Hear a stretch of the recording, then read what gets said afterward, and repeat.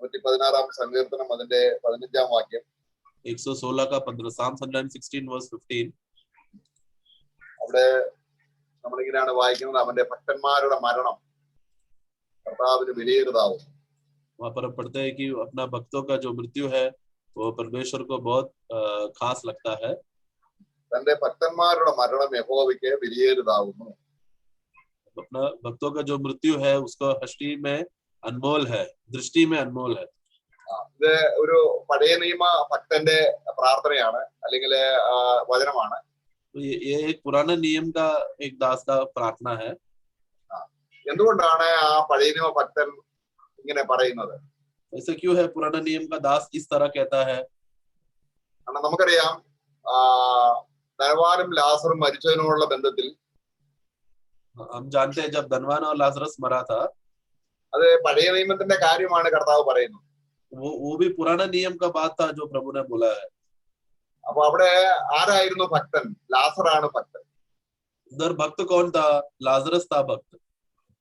എന്തായിരുന്നു ലാസർ ഭക്തനാകുന്നതിന്റെ കാരണം അവിടെ പറയുന്നുണ്ട്. लाजरस इस रीति से भक्त क्यों था करके उसका कारण वहां पर बताया है. അവിടെ യാതനാ സ്ഥലത്തിലേക്ക് പോയ ആ വ്യക്തിയോട് അബ്രഹാം പറയുന്നുണ്ട്, മോശയുടെ പ്രവചനത്തിലും മോശയുടെയും അത് പ്രവാചകന്മാരും പറഞ്ഞിരുന്നത് അവർ വിശ്വസിച്ചിരുന്നു എങ്കിൽ എന്നൊരു വാക്യമുണ്ട്. അപ്പോൾ ഒരു ഭക്തൻ ജീവിച്ചിരിക്കുമ്പോൾ മോശയും പ്രവാചകന്മാരും പറയുന്നത് വിശ്വസിക്കുന്നവരാണ് ഭക്തന്മാർ. നമുക്ക് ആ വാക്യം ഒന്ന് വായിക്കാം. ഒരു ഭക്തന്റെ മരണം വിലയേറുന്നത് എന്തുകൊണ്ടാണ്?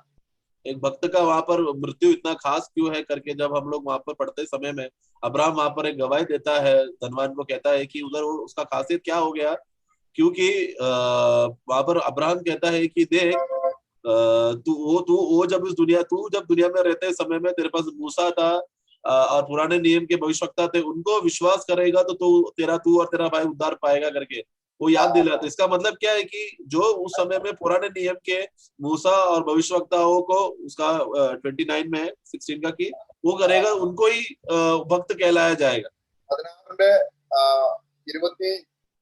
16 വാക്യത്തിൽ നമ്മൾ വായിക്കുന്നുണ്ട്. 16 का 23 में हम पढ़ते हैं, 26 में ഈ കാര്യത്തെ അടിസ്ഥാനമായി, ഈ ധനവാനെയും ലാസറിനെയും കാര്യത്തെ അടിസ്ഥാനമാക്കി ഇങ്ങനൊരു ഉപദേശമുണ്ട്. ധനവാനായതുകൊണ്ടാണ് ആ വ്യക്തി നരകത്തിൽ പോയത്, ദരിദ്രനായതുകൊണ്ടാണ് ലാസർ സ്വർഗത്തിൽ പോയത് എന്ന് സാധാരണ പറഞ്ഞു കേൾക്കാറുണ്ട്.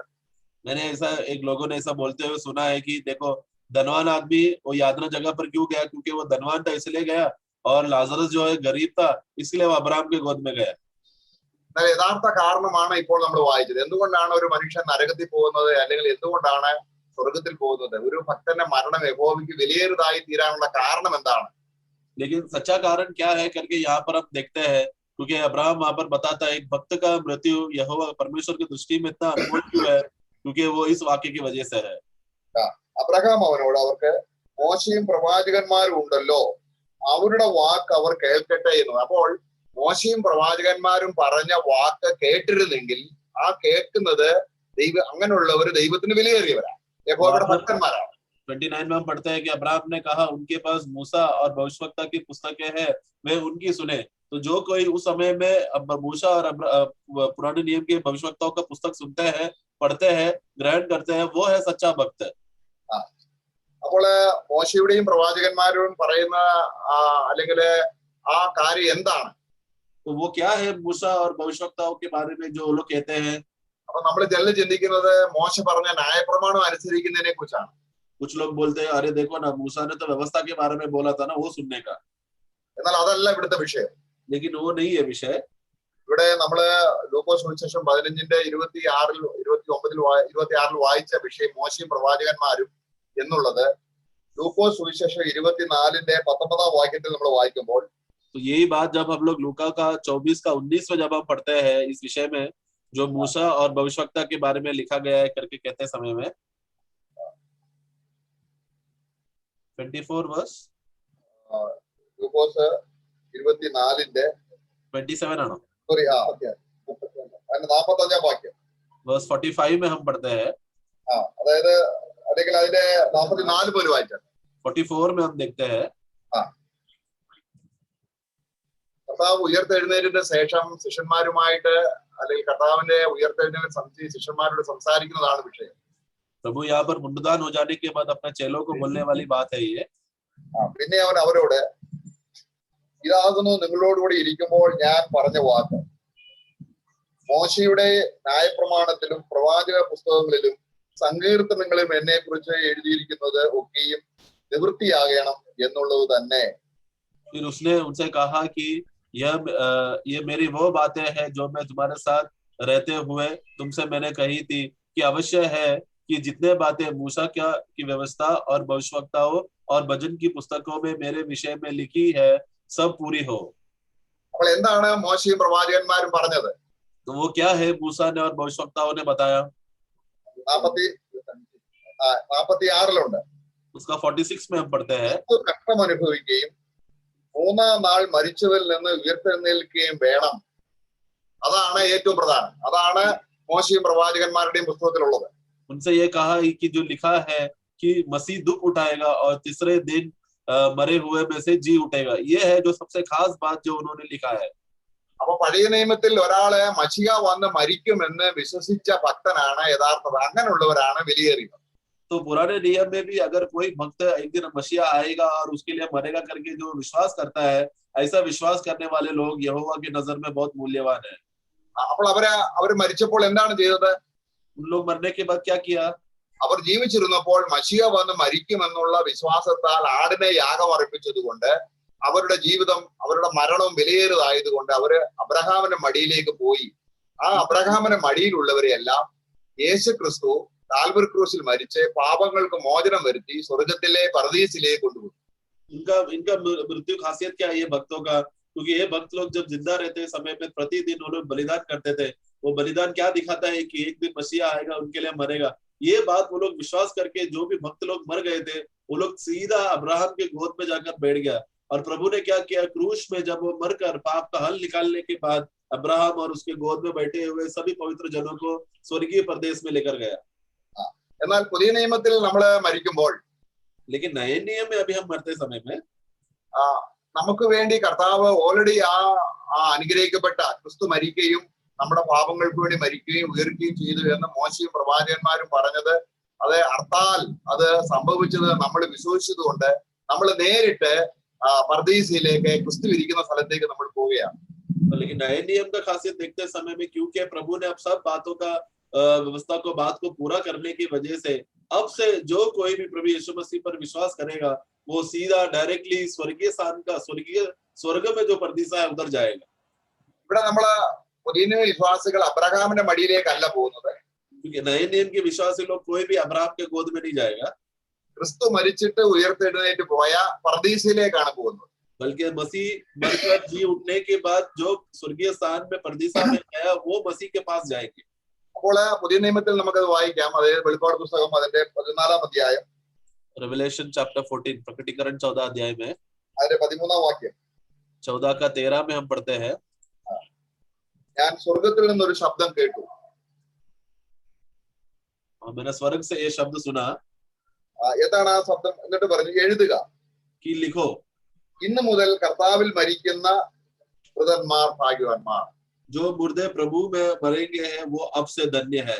അപ്പൊ നമ്മൾ 116-ാം സംഘത്തിൽ വായിച്ചത് എന്താണ്? യഹോവയുടെ ഭക്തൻ. പഴയ നിയമത്തിലെ പ്രയോഗം യഹോവയുടെ ഭക്തൻ, മശിഹ വന്നു മരിക്കുമെന്ന് മോശയും പ്രവാചകന്മാരും പറഞ്ഞത് വിശ്വസിച്ചവരാണ് യഹോവ ഭക്തന്മാർ. പുതിയ നിയമത്തിൽ അത് ക്രിസ്തുവിൽ മരിക്കുകയാണ് അവര്.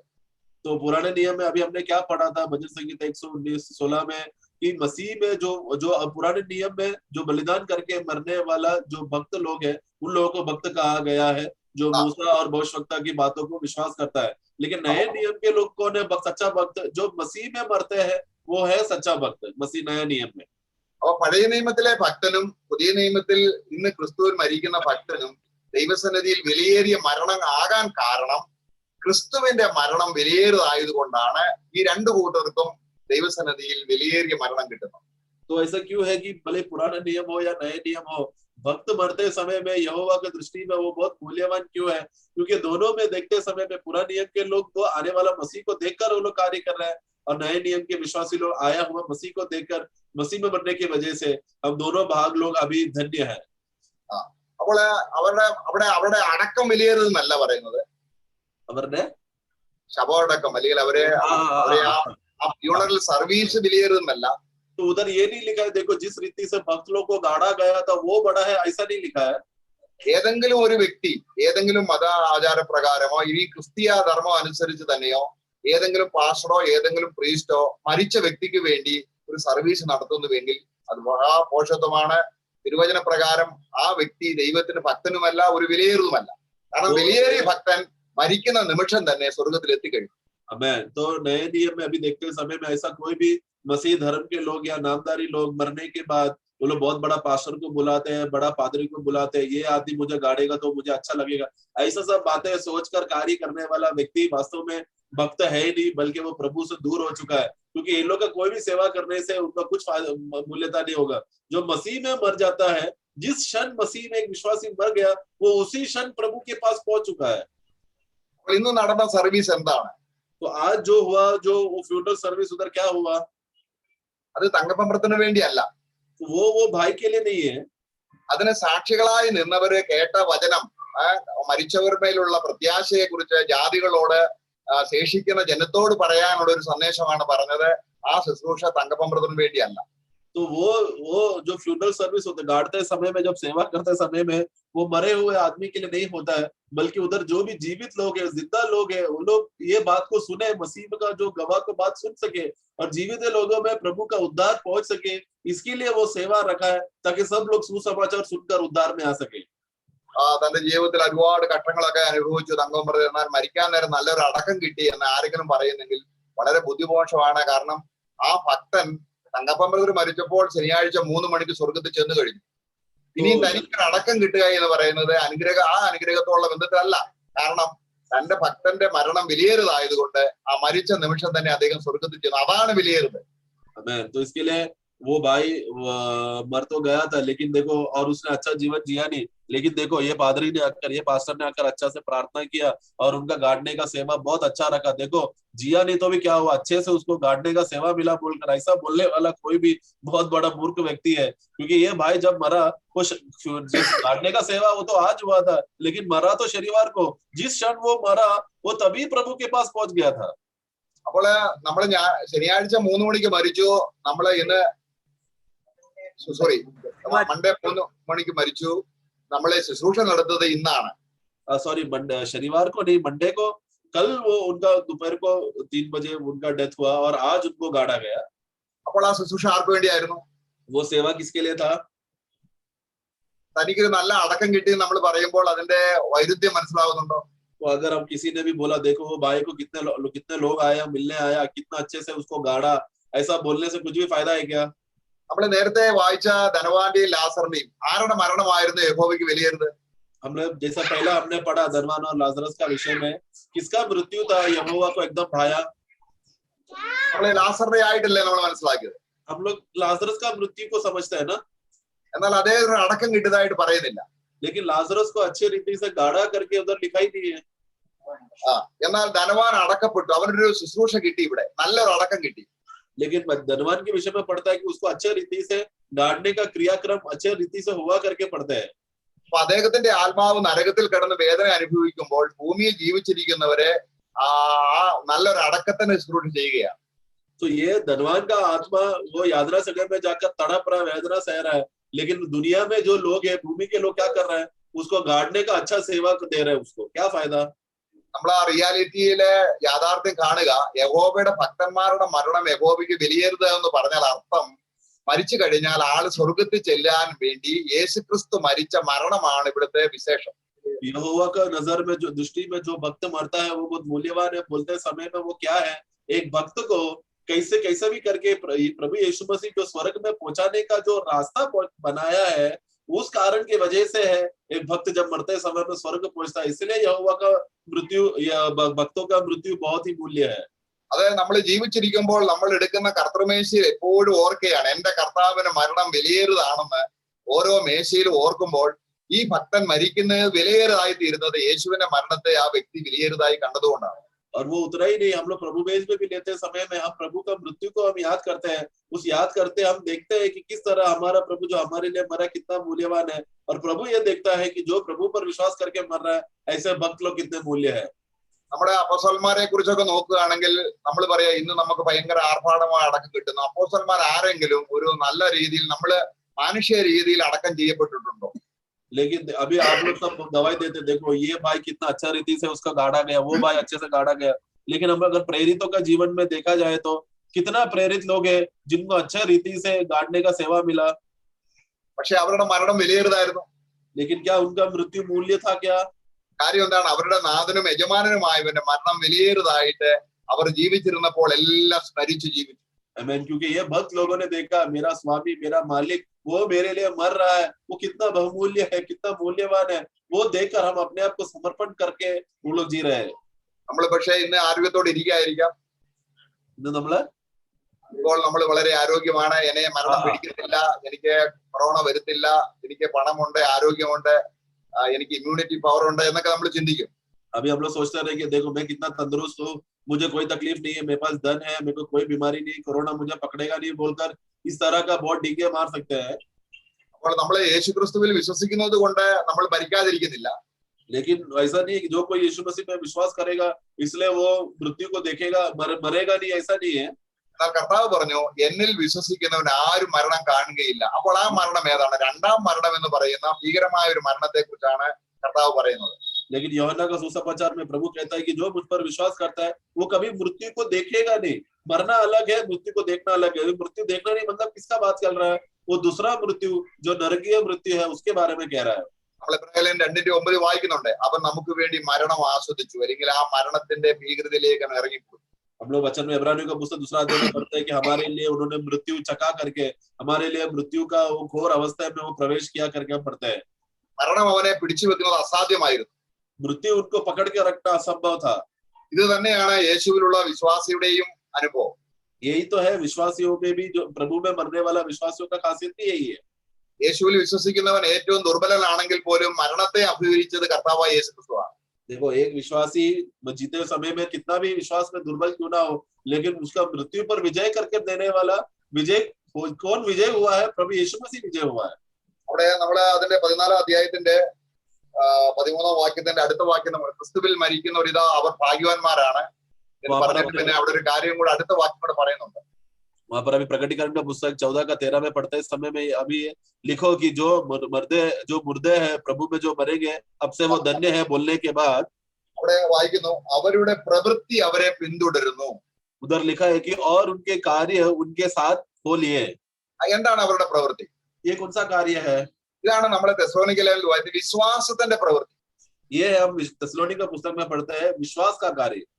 വിശ്വാസത്തിന്റെ പ്രവൃത്തി എന്ന് പറഞ്ഞാൽ ദൈവം അവന് വേണ്ടി ചെയ്ത ആ വലിയ പ്രവൃത്തിയിലുള്ള അവന്റെ വിശ്വാസം. मतलब वो क्या है? प्रभु ने उसके लिए जो कार्य किया है वो कार्य जब इसने विश्वास किया वो उसके लिए कार्य करके गिना गया। കർത്താവ് അത് പറഞ്ഞു, നിങ്ങളുടെ കാലത്ത് ഞാൻ ഒരു പ്രവൃത്തി ചെയ്യും. प्रभु ने कहा कि तुम्हारे दिनों में मैं बहुत बड़ा कार्य करूंगा। ആ പ്രവൃത്തിയെ കുറിച്ചാണ് നമ്മളെ പ്രവാചകന്മാരും മോശയും പറയുന്നത്. उसके विषय में है भविष्यवक्ता लोग और मूसा ने उसके विषय में कहा है। ആ പ്രവൃത്തിയാണ് കാൽവരി ക്രൂശിൽ കർത്താവ് ആ പ്രവൃത്തി നിവർത്തിച്ചിട്ടാണ് പറയുന്നത് പിതാവേ എല്ലാം പൂർത്തിയായി. ये बात के विषय में सब प्रभु ने सब बातों को कार्य को पूरा करने के बाद क्रूस में वो कहता है कि देखो ये पिता सब कुछ पूरा हो चुका है। അപ്പം സങ്കീർത്തനം 92 ആ പ്രവൃത്തിയെ കുറിച്ച് ദൈവദാസൻ പ്രവചനാത്മാവിൽ പറയുന്നുണ്ട്. भजन संगीता 92 में पढ़ते समय में वहां पर भविष्यवक्ता के मदद से आत्मा में हम लोग वो बात को पढ़ सकते हैं। അവിടെ ആ പ്രവൃത്തിയെ കുറിച്ച് ഓർക്കുമ്പോഴല്ല എന്ന് പറഞ്ഞാൽ രാവിലെ തോറും നിന്റെ ദയയും രാത്രി തോറും നിന്റെ വിശ്വസ്തതയും നിന്റെ പ്രവൃത്തിയോടുള്ള ബന്ധത്തിൽ ഞാൻ ചിന്തിക്കുന്നത് ഏറ്റവും ഉത്തമമായിട്ടാണ് ആ പ്രവൃത്തിയെ കുറിച്ച് നമ്മൾ വായിക്കുന്നത്. उस कार्य के विषय में देखते समय में प्रातः काल को तेरी करुणा और प्रति रात को तेरा सच्चाई का जो प्रचार करना, ये बात का है जो सच्चा संगति जो प्रभु में हमें अनुभव करने को मिलता है। എന്താണ് ദൈവത്തിന്റെ പ്രവൃത്തിയാകുന്ന യേശുക്രിസ്തുവിന്റെ മരണം? അത് വിശ്വസിക്കുന്ന ഒരു ഭക്തൻ രാവിലെയും വൈകുന്നേരവും ദൈവത്തിന്റെ വിശ്വസ്തതയും കരുണയും ആ മരണത്തിൽ കാണുകയാണ്. तो जो विश्वासी जो भक्त प्रभु यीशु मसीह का मृत्यु को देखते समय में वो दिन में और रात में प्रातः काल में प्रभु का करुणा और रात भर प्रभु का सच्चाई विश्वासी योग्यता को बातों में वो मनन करते रहता है. 4-ാം വാക്യത്തിൽ പറയണ, യഹോവേ നിന്റെ പ്രവൃത്തി കൊണ്ട് നീ എന്നെ സന്തോഷിപ്പിച്ചിരിക്കുന്നു. ഏത് പ്രവൃത്തി കൊണ്ടാണ് ദൈവം ഒരു ഭക്തനെ സന്തോഷിപ്പിക്കുന്നത്? वाक्य 4 में हम देखते हैं कि क्योंकि हे यहोवा तूने मुझको अपने काम से आनंदित किया है। वो कौन सा काम है जो बोल रहा है कि जिसके वजह से हम आनंदित हो चुके हैं? നമ്മള് യെശയ്യാവിന്റെ പുസ്തകം അതിന്റെ 53-ാം അധ്യായം വായിക്കുമ്പോഴെല്ലാം അതെ, ഞങ്ങൾ ദൈവത്തിന്റെ പ്രവൃത്തി ഞങ്ങൾ പറയുന്നത് ആര് വിശ്വസിക്കും? वहां पर यशायाह का पुस्तक 53 में वहां पर दास कहता है कि हम जो बोलने वाले प्रभु का कार्य को कौन विश्वास करेगा? എന്ന് പറഞ്ഞാൽ അവിടെ യഹോവയുടെ ഭുജം എന്നാണ്. ഭുജം എന്ന് പറഞ്ഞാൽ പ്രവൃത്തി എന്നാണ് അർത്ഥം. तो यहाँ पर उधर एक पहला वाक्य में यहोवा का भुजबल बोला है। वो भुजबल यानी कि यहोवा जो कार्य करता है उस विषय में है। ഇതാ ഞങ്ങള് യഹോവയുടെ പ്രവൃത്തി ഇനി വർണ്ണിക്കാൻ പോവുകയാണ്. अभी वो दास अभी यहाँ पर यहोवा का भुजबल यानी कि यहोवा का कार्य क्या है वो प्रकट करने जा रहा है। അപ്പോൾ ഒരു മഹാപാപി നരകത്തിൽ പോകാതിരിക്കാൻ ദൈവം എന്ത് ചെയ്തു എന്നാണ് യെശയ്യാവിന്റെ പുസ്തകം 53-ാം അധ്യായത്തിൽ പറയുന്നത്. तो एक महापापी नरक में ना जाए बल्कि स्वर्ग में जाने के लिए हमारा प्रभु यीशु मसीह ने क्या किया है करके वजह वो ഐസയ 53 के नीचे पढ़ते समय में हम देखते हैं। നമ്മൾ ആ വാക്യം മുഴുവനും വായിക്കുമ്പോൾ ഒരു ഭക്തന്റെ അത് വായിച്ചിട്ട് ഒരു ഭക്തൻ പറയും, രാവിലെ തോറും നിന്റെ ദയയും രാത്രി തോറും നിന്റെ വിശ്വസ്തതയും വർണ്ണിക്കാൻ നിന്റെ ഈ പ്രവൃത്തി കൊണ്ട് ഞാൻ അതേ സ്വർഗത്തിൽ ഇപ്പോൾ സന്തോഷിപ്പാൻ എനിക്ക് ഇടവരുത്തിയല്ലോ എന്ന് പറയാൻ ഇടവരുത്തുന്ന വലിയൊരു പ്രവൃത്തിയാണ്. तो जो व्यक्ति वास्तव में ഐസയ 53 पढ़ने के बाद वो उसका हृदय इतना टूट जाएगा और बोलेगा, प्रातः काल को तेरा करुणा और रात भर तेरा विश्वास योग्यता को मैं देखता हूँ प्रभु, तो किस रीति से तू कारण हुआ कि मुझे स्वर्गीय स्थानों में प्रवेश कराने का कार्य देखकर वो अति आनंदित हो जाएगा। കാരണം നമ്മുടെ മരണം നീങ്ങിപ്പോയി, क्योंकि हमारा मृत्यु हट गया। ആ ധനവാനായ മനുഷ്യൻ അനുഭവിച്ച എല്ലാ വേദനയും അവന് എന്താ ചെയ്തത്? അവന് മരിച്ചപ്പോൾ അവൻ യാതന സ്ഥലത്തേക്ക് അവൻ കടന്നുപോയി. അവിടെ ദാഹിക്കുന്നു, അവന് വളരെയധികം വേദന അനുഭവിക്കുന്നു. ഞാൻ ഈ തീയിൽ കിടന്ന് വേദന അനുഭവിക്കുന്നു അല്ലെ? അവിടെ നമ്മള് ലൂക്കോസിന്റെ സുവിശേഷം നമ്മൾ വായിക്കുമ്പോൾ നമുക്കറിയാം. उधर लूका का पुस्तक में हम देखते समय प्रभु किस बात से हमें बचाया है, उसका कार्य का फायदा क्या है देखते समय में वो बातें हैं जो धनवान व्यक्ति कहते समय में, देखो अब्राहम मुझे बचाओ क्योंकि मुझे यहाँ पर वेदना हो रहा है, मुझे दर्द सहने को हो रहा है, मुझे प्यास लग रहा है। ये सब बातों का दुख की बातें हैं जो धनवान सहा। അവിടെ നോക്ക്, അവൻ ദൈവത്തിന്റെ സാന്നിധ്യം പോലും അല്ല കൊതിക്കുന്നത്, താനെ നിരസിച്ച ദൈവഭക്തനായ ലാസറിന്റെ സാന്നിധ്യമാണ് ആഗ്രഹിക്കുന്നത്. കാരണം ആ ദൈവവൈതലിന്റെ സാന്നിധ്യമെങ്കിലും എനിക്ക് ഉണ്ടായിരുന്നെങ്കിൽ എന്ന് ആഗ്രഹിക്കുകയാണ്. तो वो बोलते समय वो क्या बोल रहे हो? परमेश्वर की उपस्थिति को नहीं पूछ रहा है, बल्कि वो लाजरस को भेजने के लिए बोल रहा है, क्योंकि लाजरस का अभी उंगलियां उसको उतना बहुत अच्छा लगा, उसको उतना उसको मूल्य लगा, इसके लिए वो परमेश्वर की उपस्थिति को लाजरस के साथ तुलना करके लाजरस आओ करके बोलता है। എന്നാല് ആ ലാസറിന് ദൈവസന്നിധിയിൽ സന്തോഷിപ്പാൻ ഇട വന്നത് ദൈവത്തിന്റെ പ്രവൃത്തിയാണ്. യേശു കർത്താവ് വന്ന് മരിക്കുന്നതാണ് അവനെ സന്തോഷിപ്പിച്ചത്. लेकिन लाजरस को प्रभु में आनंद होने का कारण क्या था? वो बात है कि प्रभु यीशु मसीह एक दिन आएगा, मरेगा, वो बात को देखा, इसके लिए आज अब्राहम के गोद में वो बैठा था। നമ്മൾ 92-ന്റെ അതിന്റെ 5-ാം വാക്യത്തിൽ വായിക്കുന്നതാണ്, യഹോവേ നിന്റെ പ്രവൃത്തികൾ എത്ര വലിയവയാകുന്നു, നിന്റെ വിചാരങ്ങൾ അത്യന്തം അഗാധമായവ തന്നെ. वहां पर भजन संगीता उसका 92 का 2 में पढ़ते समय में प्रभु तेरा कार्य कितना बड़ा है वहां पर हम पढ़ते हैं। എന്നാൽ നമ്മൾ ഇത്രയും വായിച്ച ദൈവത്തിന്റെ ഒരു ഭക്തൻ മരിക്കുമ്പോൾ യഹോവയ്ക്ക് വിലയേറിയതാണ് എന്ന് ഒരു ഭക്തൻ മോശയുടെയും പ്രവാചകന്മാരുടെയും പുസ്തകത്തിൽ മശിഹായുടെ മരണത്തെ മനസ്സിലാക്കിയില്ല എങ്കിൽ ആ വ്യക്തിയെ മൃഗപ്രായം എന്നാണ് വായിക്കുന്നത്. അതിന്റെ 6-ാം വാക്യം. लेकिन जो व्यक्ति इतना बड़ा कार्य, प्रभु ने इतना बड़ा अद्भुत कार्य किया करके जो आनंद एक व्यक्ति को दे सके, ये सब बातें अगर वो देख नहीं सकता, समझ नहीं सकता, अगला वाक्य में उस ऐसा मनुष्य के बारे में कहता है कि वह पशु तुल्य मनुष्य है। മൃഗപ്രായ മനുഷ്യൻ അത് അറിയുന്നില്ല. അല്ലെങ്കിൽ നമ്മൾ നേരത്തെ 92-ാം സങ്കീർത്തനം അതിന്റെ 3, 4, 5 വാക്യങ്ങളിൽ പറയുന്നിരിക്കുന്ന ആത്മീയ രഹസ്യം അതെന്താണ്? അങ്ങനെയുള്ളവർ മരിക്കുമ്പോൾ അത് യഹോവയ്ക്ക് വിലയേറിയതല്ല. കാര്യം എന്താണ്? മോശയും പ്രവാചകന്മാരും പറഞ്ഞ മശിഹാ തമ്പുരാന്റെ മരണം അവരെ സീരിയസ് ആയി എടുത്തില്ല. तो ऐसे लोग जिसने प्रभु का इतना बड़ा कार्य वो लोग देखकर भी उन लोगों का अवस्था, उनके लिए मृत्यु बड़ा क्यों नहीं है? क्योंकि मूसा ने और भविष्यवक्ता ने जो काम उसके मसीह के बारे में कहा था उन लोगों ने विश्वास नहीं किया। ऐसे लोगों का मृत्यु यहोवा को बाता नहीं है। അപ്പൊ നമ്മൾ ഇന്ന് മരിച്ചാൽ സ്വർഗത്തിൽ പോകുമെന്ന് നമ്മള് വിശ്വസിക്കുന്നെങ്കിൽ തീർച്ചയായിട്ടും ദൈവവചന പ്രകാരം യേശുവിന്റെ മരണം വിലയേറിയതായി കാണുന്നില്ല എങ്കിൽ നമ്മുടെയും സ്ഥാനം നരകം മാത്രമാണ്. तो आज भी अगर कोई भी नरक में अगर जा रहा है तो उसका कारण क्या होगा? वो इसके लिए है कि प्रभु यीशु मसीह ने जो उसके लिए कार्य किया, परमेश्वर ने जो उसके लिए अद्भुत कार्य किया, मसीह में जो में उद्धार मिला, वो बात जो देखता नहीं वो लोग सब नरक में जाएंगे.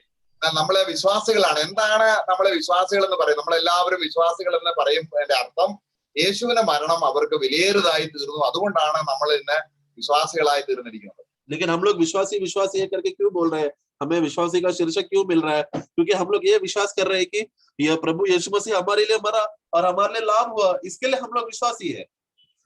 അപ്പൊ യേശു ക്രിസ്തുവിന്റെ മരണ പുനരുദ്ധാനങ്ങളിലുള്ള നമ്മുടെ ദൃഢമായ വിശ്വാസം നമ്മുടെ മരണത്തെ ദൈവത്തിന്റെ സന്നിധിയിൽ വിലയേറിയതാക്കി തീർന്നു. കാരണം യേശുവിന്റെ മരണത്തിൽ നമുക്കുള്ള അടിത്തറ നാം പാകിക്കഴിഞ്ഞു. तो इसके लिए हम देखते समय में सभी भक्तियों को स्वर्ग में जीने का वो कारण क्या है? उसका नींव बात प्रभु यीशु मसीह ने मरकर हमें वो नींव हमको दिया है ताकि हम स्वर्ग में प्रवेश कर सके. നമ്മള് മരിച്ചവരുടെ നിന്ന് ഉയർത്തെഴുന്നേറ്റ കർത്താവിനെ കണ്ടിട്ട് യോഹന്നാൻ കർത്താവിന്റെ കാൽക്കൽ വീഴുമ്പോൾ കർത്താവ് പറയുന്നുണ്ട്, വെളിപ്പാട് പുസ്തകം 1-ാം അധ്യായം प्रकटीकरण का पुस्तक 1 अध्याय में जब यूहन्ना प्रभु को देखकर वो अपने पैरों तले गिर जाकर वो एक बात कहता है, അതിന്റെ 18-ാം വാക്യത്തിൽ വായിക്കുന്നു. उसका 18वां वाक्य में हम पढ़ते हैं, ഇതാ ഞാൻ മരിച്ചവനായിരുന്നു, मैं मरा हुआ था, എന്നാൽ ഇതാ എന്നേക്കും ജീവിച്ചിരിക്കുന്നു. पर अब देखो मैं युगानुयुग जीवित हूँ. മരണത്തിന്റെയും പാതാളത്തിന്റെയും താക്കോൽ എന്റെ കൈവശമുണ്ട്. और मृत्यु और अधोलोक का कुंजी मेरे ही पास है. എന്ന് പറഞ്ഞാൽ അർത്ഥം അതാ നേരത്തെ അവൻ ദൈവം എന്ന രീതിയിലായിരുന്നു അവന് ഈ അധികാരം ഉണ്ടായിരുന്നത്. तो उसका मतलब क्या है? पहला जब यीशु मसीह जब वो परमेश्वर का स्थान में था, मनुष्य बन के आते समय में परमेश्वर का स्थान में रहते समय में, तब ये अधिकार सब उन्हीं के हाथ में था. ഒരു മനുഷ്യൻ മരിക്കേണ്ടതോ ജീവിച്ചിരിക്കണമോ എത്ര പ്രാവശ്യം ശ്വാസം എടുക്കണമെന്ന് ദൈവം എന്ന രീതിയിൽ യേശുക്രിസ്തുവിന് നേരത്തെ അധികാരം ഉണ്ടായിരുന്നു. എന്നാൽ ഇപ്പോൾ വീണ് വന്ന് നിലത്ത് വീണ് മരിച്ചിട്ട് ഉയർത്തെഴുന്നേറ്റവനായ മനുഷ്യൻ എന്ന രീതിയിൽ ഇപ്പൊ മനുഷ്യപുത്രനായ യേശുക്രിസ്തുവിന് അധികാരം കിട്ടി. അതാണ് സ്വർഗത്തിലും ഭൂമിയിലും സകല അധികാരവും എനിക്ക് കിട്ടിയാൽ എന്റെ നാമത്തിൽ നിങ്ങൾ പോകുവിൻ എന്ന അന്ത്യകൽപ്പന കർത്താവ് മത്തായിയുടെ സുവിശേഷം 28-ാം അധ്യായത്തിൽ നൽകുന്നത്. इसके लिए हम देखते समय में प्रभु जब वो परमेश्वर का पदवी में रहते समय मनुष्य बनने से पहले हम परमेश्वर यीशु मसीह परमेश्वर वो निर्णय करता था मनुष्य कितना जीता है, कितना श्वास है, सब बाल गिने गए हैं, सब परमेश्वर का अधिकार में मृत्यु का कार्य को वो देखता था.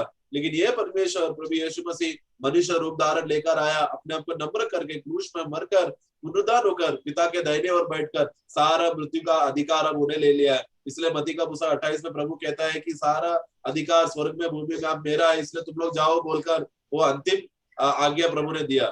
അപ്പൊ മനുഷ്യർക്കെല്ലാം ഭയമായിരുന്ന ആ മരണത്തെ കർത്താവായ യേശു ക്രിസ്തു വന്ന് തന്റെ മരണത്താൽ ആ മരണത്തെ നീക്കി ആ മരണത്തിൽ ജയം പ്രാപിച്ചു. Amen. तो सारा मनुष्य जो मृत्यु से डरते थे, ये मृत्यु को प्रभु ने अपना मृत्यु के द्वारा मृत्यु में फंसे हुए लोगों को प्रभु ने बचाया.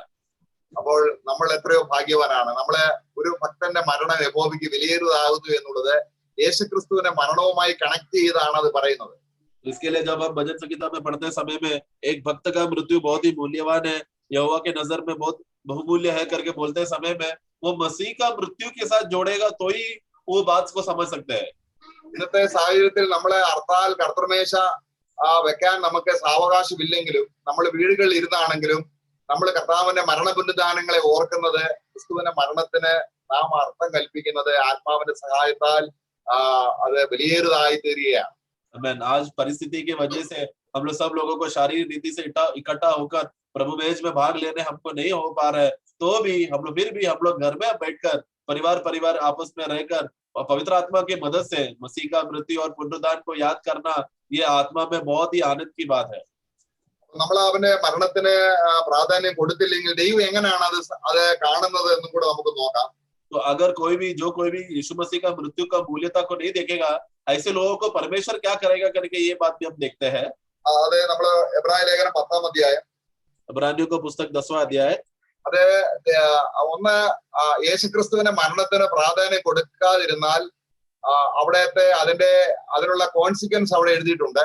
वहां पर हम देखते हैं कि जो लोग प्रभु का मृत्यु को मूल्य नहीं देंगे तो उसका सजा उनको उठाना पड़ेगा. അവിടെ ഒരു ദൈവപൈതൽ ഇത് ചെയ്യാൻ കഴിയത്തില്ല. एक परमेश्वर का जो नया जन्म पाया हुआ विश्वासी है वो ऐसा नहीं करेगा. കാരണം യേശുവിൽ വരാതെ യഹൂദ മതത്തിലേക്ക് പോകാൻ ആഗ്രഹിച്ച യഹൂദന്മാർക്ക് എഴുതുകയാണ്. അതായത് ഇങ്ങനെയാണ്, യേശുവിന്റെ മരണം ഞങ്ങൾക്ക് നിസാരം, ഞങ്ങൾക്ക് ആടിന്റെ യാഗമാണ്, മോശ പറഞ്ഞ യാഗമാണ് ഞങ്ങൾക്ക് പ്രധാനം എന്ന് പറയുന്നവർ ചെയ്യുന്നത് എന്തൊക്കെയാണെന്ന് അറിയാമോ? അവിടെ വായിക്കുകയാണ്, ദൈവപുത്രനെ ചവിട്ടിക്കളയുകയും, അവിടെ ഒന്ന് ചെയ്യുന്നു, യേശുവിന്റെ മരണം നിഷേധിക്കുന്നവർ ദൈവപുത്രനെ ചവിട്ടിക്കളയുകയും പിന്നെ വിശുദ്ധീകരിച്ച നിയമരക്തത്തെ മലിനമെന്ന് നിരൂപിക്കുകയും കൃപയുടെ ആത്മാവിനെ, അപ്പൊ യേശുവിന്റെ മരണവും പരിശുദ്ധാത്മാവിന്റെ പകർച്ചയും ഒരുമിച്ച് പോകുന്ന ഒരു കാര്യമാണ്. तो यहाँ पर इसके लिए ऐसे लोगों को बारे में, ये लोग यहाँ पर इब्रानियों का पुस्तक किसके बारे में लिखा गया है? वो लोग हैं जो यहूदी लोग हैं, जो प्रभु यीशु मसीह पे विश्वास करते ही नहीं थे। और वो लोग क्या बोलते थे कि देखो हमें यीशु मसीह का, जब इन लोग को सुसमाचार बोलते समय में वो लोग तभी बोलते थे देखो हमें ये सब का जरूरत नहीं है, क्योंकि हमें यीशु मसीह ने हमारे पास व्यवस्था है, बलिदान करते हैं करके ऐसा सब बोलकर प्रभु का सुसमाचार से दूर हो रहे थे। ऐसे लोगों के विषय में वो लोग इब्रानी 10:29 में कहता है कि वो लोग मसीह परमेश्वर का पुत्र को रौंद रहे हैं, व्यवस्था का लहू को वो लोग मूल्यता नहीं दे रहे और अनुग्रह का आत्मा को वो लोग अशुद्ध कर रहे हैं। ये सब साथ में चलने वाली बातें हैं जो वो लोग उसको मूल्यता नहीं देता। നമ്മളിനി അഥവാ പിന്മാറിപ്പോയി എങ്കിൽ, यदि भले ही हम लोग संसार में पीछे हट गए तो भी ഈ കാര്യം തന്നെയാണ് നമ്മൾ ചെയ്യുന്നത്. കാരണം യേശുക്രിസ്തു എനിക്ക് വിലയില്ല, എന്നെ ശുദ്ധീകരിച്ച നിർമ്മല രക്തത്തിന് ഒരു വിലയുമില്ല, അപ്പോൾ ഹോളി സ്പിരിറ്റിനെ ഏറ്റവും നിന്ദിച്ച അവസ്ഥയിലാക്കി തീർക്കും. हम लोग जब विश्वासी लोग, മരണം, അവന്റെ രക്തം, ഹോളി സ്പിരിറ്റ് മൂന്ന് ഒരുമിച്ച് പോകുന്ന കാര്യമാണ്. इसके लिए हमें यहाँ पर जो विश्वासी प्रभु का बात को मूल्य तो ना देखते हुए संसार में जाने वाला व्यक्ति भी अनजाने में वो यही कर रहा है, वो परमेश्वर का पुत्र को रौंद रहा है और उनका लहू का वाचा को मूल्यता नहीं दे रहा है और पवित्र आत्मा को वो तुच्छ कर रहा है, अनुग्रह का आत्मा को तुच्छ कर रहा है। ये सब बातें करता है, ये वो लोग मूल्यता नहीं देते। അപ്പൊ ആരോടെങ്കിലും ദൈവം പ്രതികാരം ചെയ്യുന്നെങ്കിൽ അങ്ങനെയുള്ളവരോട് മാത്രമേ ദൈവം പ്രതികാരം ചെയ്യുന്നു. തന്റെ പുത്രനെ സ്വീകരിക്കാത്ത, തന്റെ പുത്രനെ നമ്മുടെ രക്ഷയ്ക്ക് വേണ്ടി ഈ വിലയേറിയ പുത്രനെ ഈ രീതിയിൽ കർത്താവ് പിതാവ് ഏൽപ്പിച്ചു തന്നിട്ടും ഈ പുത്രന്റെ മരണത്തെ വിലയേറിയതായി കാണാത്തത് കൊണ്ട് അങ്ങനെയുള്ളവരുടെ മരണവും ദൈവത്തിന് വിലയേറിയതല്ല. तो इसके लिए अब जब परमेश्वर पलटा लेने आएगा, परमेश्वर का क्रोध प्रकट होते समय में वो पलटा किसके ऊपर रहेगा? वो लोग हैं जो प्रभु यीशु मसीह का मृत्यु पर विश्वास नहीं करता, उद्धार नहीं पाए हैं, परमेश्वर का अनुग्रह से वो लोग दूर हुए लोगों को परमेश्वर पलटा लेगा।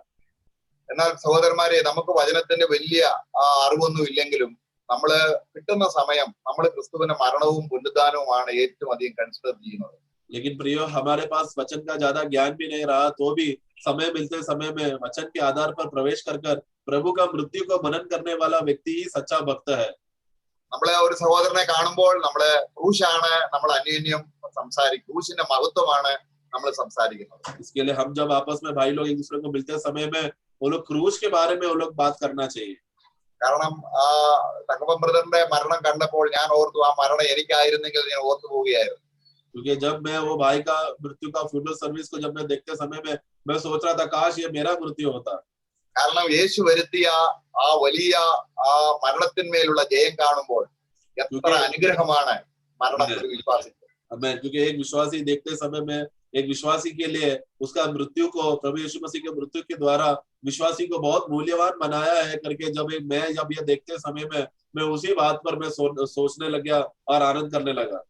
ഈ ലോകത്തിലുള്ള എല്ലാ മഹാന്മാരും, ശക്തന്മാര്, സഹസ്രാധിപന്മാര്, സൈന്യാധിപന്മാര്, ധനികന്മാരെല്ലാം മരണത്തെ ഭയപ്പെട്ട് ഒളിച്ചിരിക്കുമ്പോൾ ഒരു ദുർബലനായ വിശ്വാസിക്ക് പോലും മരണത്തെ ഭയമില്ലാതെ ആക്കി തീർക്കാൻ യേശുക്രിസ്തുവിന്റെ പ്രാപ്തി എത്രമാത്രം മഹത്വമാണ്. പ്രിയമുള്ളവരെ, അവരുടെ മരണം നമുക്ക് വിലയേറുന്നതാണ്. इसके लिए ये संसार में हम देखते समय में संसार का बुद्धिमान लोग, ज्ञानवान लोग, बलवान लोग, जो सेनाओं का अधिकार के लोग, जो बुद्धिमान, ये सब लोग जो मृत्यु से डरते समय में और मृत्यु से घबरा कर भागते समय में एक साधारण विश्वासी भी जब वो क्या देखता है कि मेरा प्रभु मेरे लिए मरा है बोलकर मृत्यु का वो आनंद, वो बातों को हंसते हुए आनंद से वो देखता है, क्योंकि वो प्रभु में देख रहा है उसका मृत्यु पार हो गया करके। അവന്റെ മരണത്തിൽ നമുക്ക് പറയാം അതൊരു കോട്ടയാണ്. आओ हम लोग उस मृत्यु में हम लोग ढक जाए, उसमें हम छुप जाए, वो हमारा शरण स्थान है। കർത്താവ് നമ്മളെ ആ നിലയിൽ നമ്മളെ കൂട്ടായ്മയായിട്ട് വിവിധ സ്ഥലങ്ങളിൽ, കേരളത്തിലും കാർഗറിലും അതുപോലെ വസായി റോഡിലും പല സ്ഥലങ്ങളില് ഇരുന്ന് കേൾക്കുന്ന സഹോദരന്മാരെ നമുക്ക് കർത്താവ് ഈ ഒരു വലിയ അനുഗ്രഹം തന്നതിനായി സ്തോത്രം. प्रभु को धन्यवाद देता हूँ कि हम लोग अलग अलग स्थानों में अलग अलग जगहों पर रहकर भी प्रभु का ये आशीषित वचन सुनकर प्रभु का आनंद उठाने के लिए हमको ये मौका मिला, इसके लिए धन्यवाद। നമുക്ക് പ്രാർത്ഥിക്കാം. हम लोग प्रार्थना करेंगे।